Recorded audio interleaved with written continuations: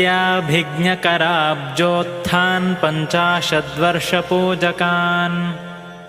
सत्यप्रमोदतीर्थार्यान् नौमि न्यायसुधारतान् सुधापण्डितनिर्मातॄन् सुधापण्डितपोषकान्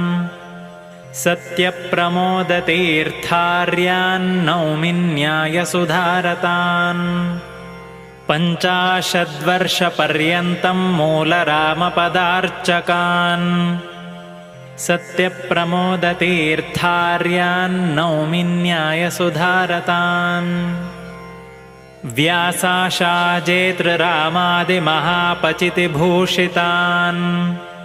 सत्यप्रमोदतीर्थार्यान् नौमि न्यायसुधारतान्